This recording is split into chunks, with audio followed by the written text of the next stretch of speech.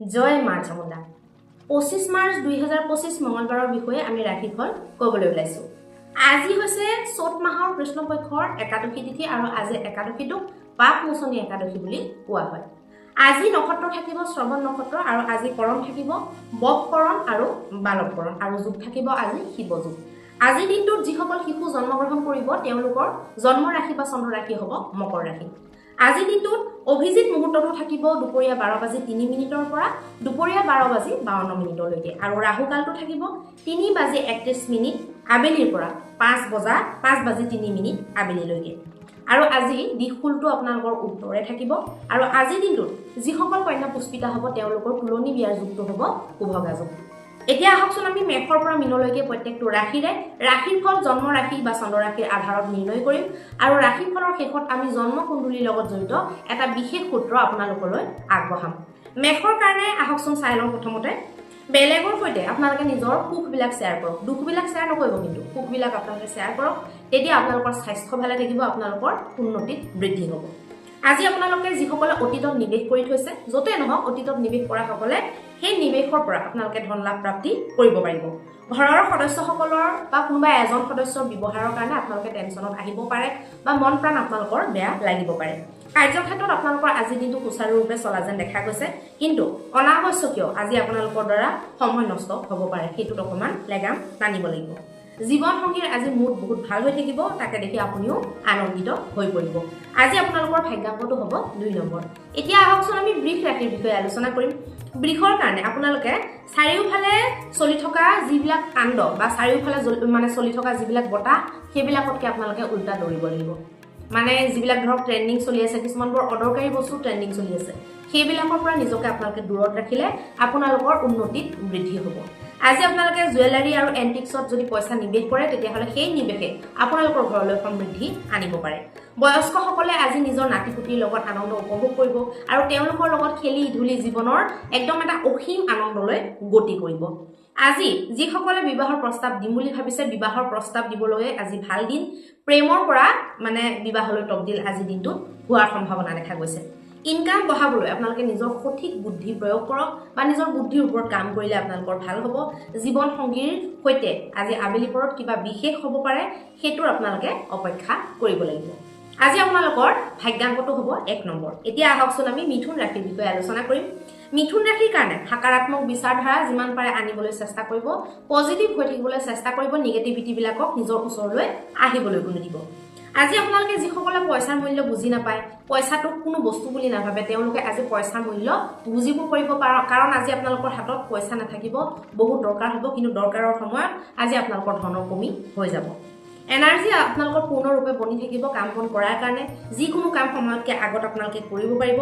প্ৰেমৰ ক্ষেত্ৰতো সম্পূৰ্ণ এনাৰ্জি লগাব পাৰিব আৰু প্ৰেমৰ ক্ষেত্ৰতো আপোনালোকৰ ভালকৈ বুজাবুজি দেখা গৈছে। বৈবাহিকত আজি কিছুদিনৰ পৰা যদি আপোনালোকৰ কিবা মনোমালিন্য যদি চলি আছিলে, আজি আপোনালোকৰ পৰিৱেশ পৰিস্থিতি নৰ্মেল হোৱাটো দেখা গৈছে। আজি আপোনালোকৰ ভাগ্যাংকটো হ'ব 8 নম্বৰ। এতিয়া আহকচোন আমি কৰ্কট ৰাশিৰ বিষয়ে আলোচনা কৰিম। কৰ্কট ৰাশিৰ কাৰণে আজি সিদ্ধান্ত লওঁতে সন্মুখৰ জনৰ কথা ভাবি বা আপোনাৰ সিদ্ধান্তটোৱে বা আপোনালোকৰ কথাখিনিয়ে বেলেগৰ তাত কি প্ৰভাৱ পেলাব, সুখে দিব নে দুখে দিব, সেই কথাবিলাক ভাবি চিন্তি আজি সিদ্ধান্ত ল'ব, নহ'লে আপোনাৰ দ্বাৰা বহুতৰ ক্ষতি হ'ব পাৰে। ধন বচাবলৈ আজি চেষ্টা কৰাটোও ভাল আৰু আজি সক্ষমো আপুনি হ'ব পাৰিব। ঘৰুৱা সমস্যাত আপোনালোকে ধ্যান দিয়ক, একদম গম পোৱাৰ লগে লগে পটককৈ ৰিয়েকশ্যন দিয়ক, নহ'লে সমস্যা হ'ব পাৰে। প্ৰেমত আজি দিনটোত বিশেষ কিবা এটা হ'ব পাৰে, কিবা ধৰক ছাৰপ্ৰাইজ দিয়া দি বা ক'ৰবাত ফুৰিবলৈ গ'ল, কিবা এটা বিশেষ মুঠতে বিশেষ খাদ্য এটাকে আপোনালোকে খালে নতুন, একেলগে ক'ৰবাত ঘূৰিবলৈ গ'ল, প্ৰাকৃতিক দৃশ্যকে উপভোগ কৰিলে, তেনেকুৱা ধৰণৰ আপোনালোকৰ বিশেষ দিন দেখাইছে।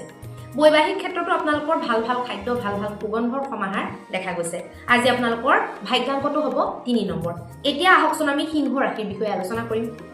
সিংহ ৰাশি কিন্তু এইকেইদিন বেছিকৈ আধ্যাত্মিক ফালে আপোনালোকে যাতে খোজ লয়, সেইটো দিশে বেছিকৈ দেখাই আছে। সিংহ ৰাশিয়ে নিজকে আধ্যাত্মিক দিশলৈ আগবঢ়াই নিয়ক, নিজে আধ্যাত্মিক হ'বলৈ চেষ্টা কৰক, ধাৰ্মিক কামবিলাকত, ধাৰ্মিক গতিবিধিবিলাকত অংশগ্ৰহণ কৰক। ভগৱানৰ মন্দিৰ ধোৱা, পখলা, মোচা, ঝাৰু দিয়া, এনেকুৱা ধৰণৰ কামবিলাক, মন্দিৰত দক্ষিণা দিয়া, মন্দিৰত দান কৰা, মন্দিৰত কিবা যদি প্ৰয়োজনীয় বস্তু আছে সেইবিলাক পূৰণ কৰিবলৈ নিজৰ ফালৰ পৰা, নিজৰ পৰিয়ালৰ ফালৰ পৰা চেষ্টা কৰা, আপোনালোকৰ কাৰণে ভাল হ'ব।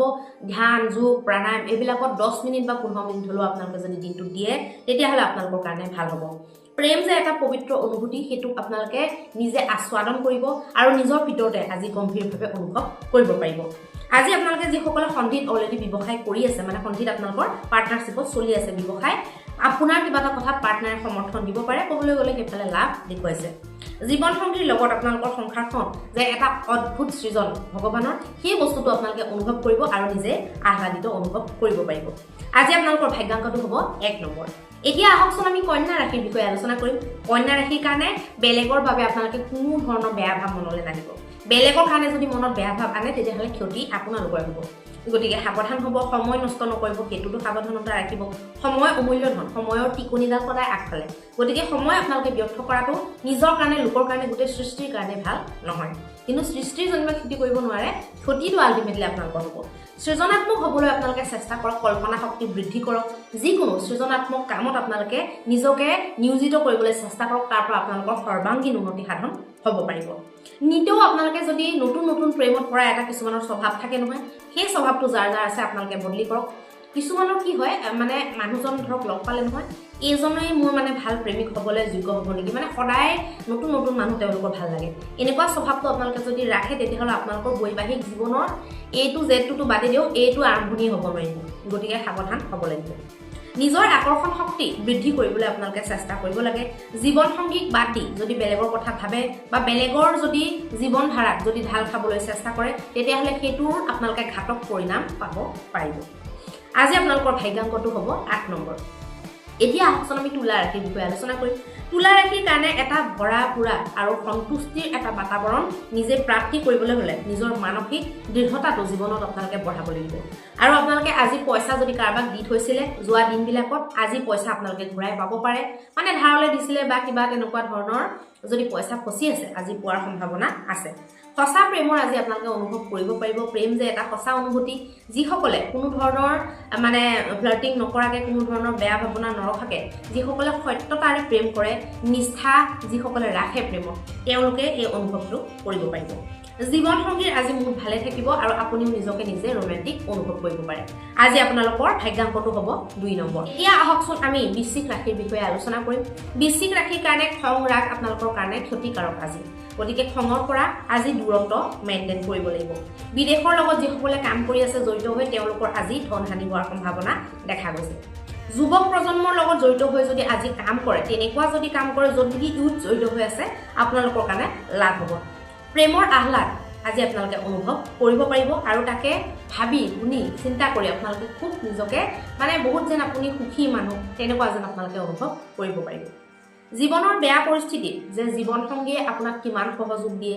বা আজিলৈকে কিমান সহযোগ দিয়ে আহিছে সেইবিলাক কথা আপোনালোকে ভাবিব আৰু আজি দিনটোতো যদি কিবা সমস্যা হয় সেইটোতো আপোনাৰ জীৱন সংগীৰ সহযোগ প্ৰাপ্তি কৰিব পাৰিব আজি আপোনালোকৰ ভাগ্যাংকটো হ'ব 4 নম্বৰ এতিয়া আহকচোন আমি ধনু ৰাশিৰ বিষয়ে আলোচনা কৰিম ধনু ৰাশিৰ কাৰণে আজি উৎসাহ আপোনালোকে বৃদ্ধি কৰিব লাগে নিজৰ উৎসাহ উদ্দীপনা বৃদ্ধি কৰা কল্পনা শক্তি বৃদ্ধি কৰা সৃজনাত্মক কামত আপোনালোকে নিজৰ মানে চিন্তা চৰ্চা লগোৱা নিজকে নিজে মানে অভ্যাস কৰি নিজকে নিজে প্ৰস্তুত কৰা এইবিলাক কাম আপোনালোকে কৰিব লাগে লক্ষ্যত আপোনালোকৰ দৃষ্টি থাকিব লাগে যিকোনো যদি আপোনালোকে নিবেশ কৰে যিবিলাক নেকি আপোনালোকে ভালকৈ চালি জাৰি চাই লৈছে এনালাইচিছ কৰি লৈছে তেনেকুৱা নিবেশবিলাকৰ পৰা ধৈৰ্যৰ দ্বাৰা আপোনালোকে পইচা জীৱনত বনাব পাৰিব এইটো কথা আপোনালোকে মনত ৰাখা দৰকাৰ প্ৰেমৰ ভৰপূৰ আজি আনন্দ আপোনালোকে উঠাব পাৰিব তাত কোনো সন্দেহ নাই জীৱন সংগীৰো আপোনালোকে আজি খুব শলাগ ল'ব বা জীৱন সংগীও আপোনালোকৰ শলাগ ল'ব পাৰে আজি আপোনালোকৰ ভাগ্যাংকটো হ'ব 1 নম্বৰ এতিয়া আহকচোন আমি মকৰ ৰাশিৰ বিষয়ে আলোচনা কৰিম মকৰ ৰাশিৰ কাৰণে উদাৰতা আজি আপোনালোকে ৰাখিব লাগিব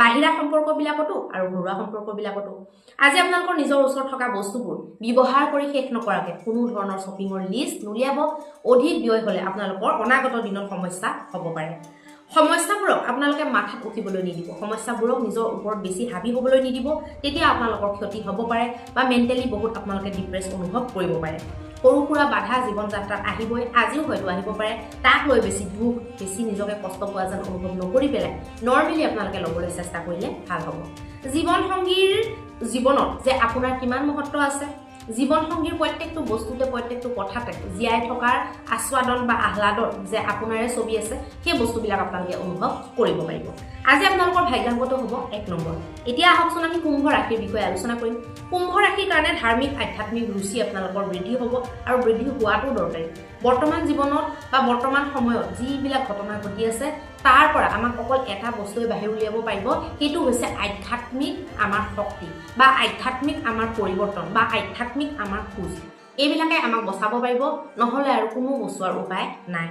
দীৰ্ঘাৱধিৰ কাৰণে আপোনালোকে যদি ষ্টক মাৰ্কেট মিউচুৱেল ফাণ্ডত যদি নিৱেশ কৰিম বুলি ভাবিছে, দীৰ্ঘাৱধি মিন্স আপোনাৰ 20 বছৰ 25 বছৰ 15 বছৰ 18 বছৰ ধৰি লওক আপোনাৰ বাচ্চাটো সৰু হৈ আছে, দীঘলীয়াকৈ বাচ্চাটোৰ জীৱনৰ কাৰণে কৰিম বুলি ভাবিছে, বুঢ়া কালৰ কাৰণে কৰিম বুলি ভাবিছে, নিশ্চিন্ত ৰূপে কৰিব পাৰে। বস্তু হেৰাব পাৰে আপোনালোকৰ বা বস্তু আপোনালোকৰ চুৰ হ'ব পাৰে, সাৱধান আজি হ'ব। যিকোনো বস্তুৰ প্ৰতি দৃষ্টি আপোনালোকৰ পুৰাকৈ ৰাখিব লাগিব। আবেলি আজি আপোনালোকৰ আলহী অহাৰ সম্ভাৱনা দেখা গৈছে, গতিকে বস্তু কিবা কিবি অকণমান ৰেডি কৰি থ'ব, ঘপকৈ কোনোবা আলহীৰ আগমন হ'ব পাৰে। জীৱন সংগীৰ লগত আপোনালোকৰ ভৰপূৰ প্ৰেমৰ উৰ্জা বনি থাকিব। আজি আপোনালোকৰ ভাগ্যাংকটো হ'ব 7 নম্বৰ। এতিয়া আহকচোন আমি মীন ৰাশিৰ বিষয়ে আলোচনা কৰিম। শেষ ৰাশি মীন ৰাশিৰ আত্মবিশ্বাস বৃদ্ধি কৰাটো দৰকাৰ।